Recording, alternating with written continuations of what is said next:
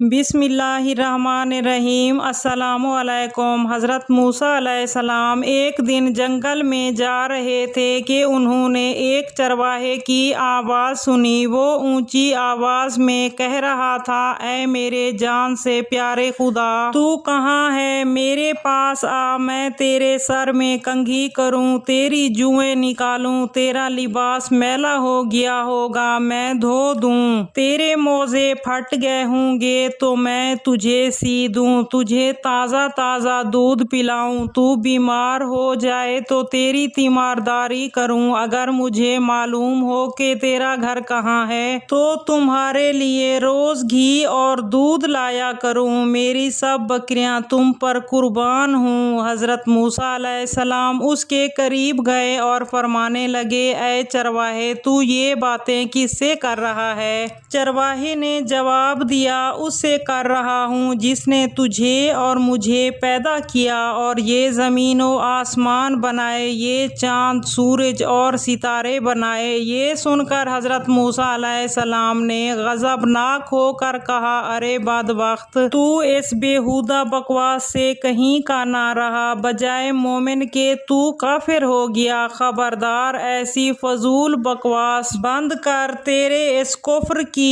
بو ساری دنیا میں پھیل گئی۔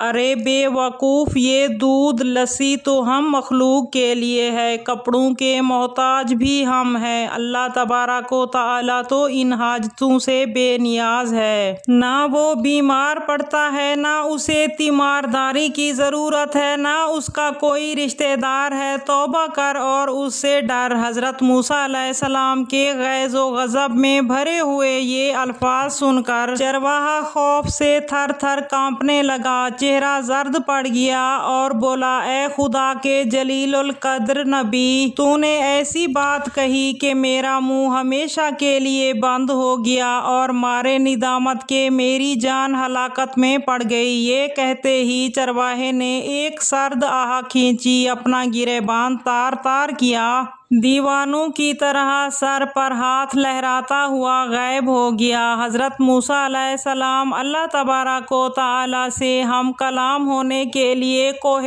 طور پر گئے تو اللہ تبارک و تعالیٰ نے فرمایا، اے موسیٰ، تم نے ہمارے بندے کو ہم سے جدا کیوں کر دیا؟ تو دنیا میں جدائی کے لیے آیا ہے یا لوگوں کو مجھ سے ملانے کے لیے آیا ہے؟ خبردار، اس کام میں احتیاط رکھ، ہم نے اپنی مخلوق میں ہر شخص کی فطرت الگ بنائی ہے اور ہر فرد کو دوسرے سے جدا عقل بخشی ہے، جو بات ایک کے حق میں اچھی ہے وہ دوسرے کے لیے بری ہے، ہماری ذات پاکی اور ناپاکی سے مبرا ہے۔ اے موسیٰ علیہ السلام، یہ مخلوق ہم نے اس لیے پیدا نہیں فرمائی کہ اس سے ہماری ذات کو کوئی فائدہ پہنچے، اسے پیدا کرنے کا مقصد یہ ہے کہ اس پر ہم اپنے کمالات کی بارش کریں۔ جو شخص جس زبان میں بھی ہماری حمد و ثنا کرتا ہے، اس سے ہماری ذات میں کوئی کمی بیشی واقع نہیں ہوتی۔ مدح کرنے والا خود ہی پاک صاف ہوتا ہے، ہم کسی کے قول اور ظاہر پر نگاہ نہیں رکھتے، ہم تو باطن اور حال دیکھتے ہیں۔ اے موسیٰ علیہ السلام، عقیدت مندوں کے آداب اور ہیں اور دل جلوں اور جان ہاروں کے آداب اور ہیں۔ حضرت موسیٰ علیہ السلام نے جب خدا کا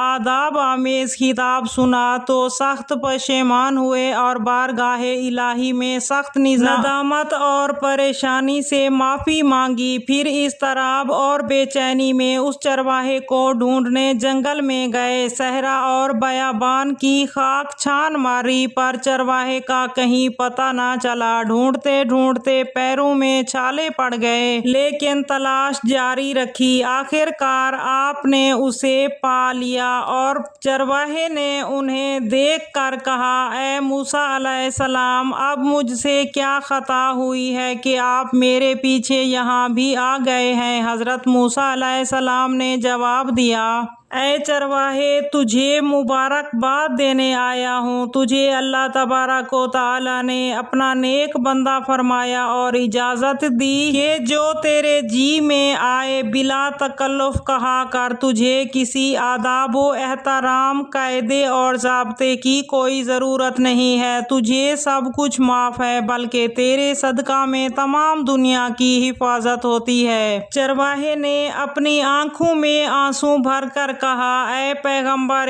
خدا، اب میں ان باتوں کے قابل ہی کہاں رہا ہوں؟ کچھ کہو، میرے دل کا خون ہو چکا ہے، اب میری منزل بہت آگے ہے۔ تو نے ایسی ضرب لگائی کہ ہزاروں لاکھوں سال کی راحتیں کر چکا ہوں، میرا حال بیان کرنے کے قابل نہیں، اور یہ جو کچھ بھی میں کہہ رہا ہوں اسے میرا احوال مت جان۔ پیارے ناظرین، اللہ تبارک و تعالیٰ سے دعا ہے کہ ہم سب مسلمانوں کے دلوں میں صرف اور صرف اللہ تعالیٰ کی محبت ہی ہو۔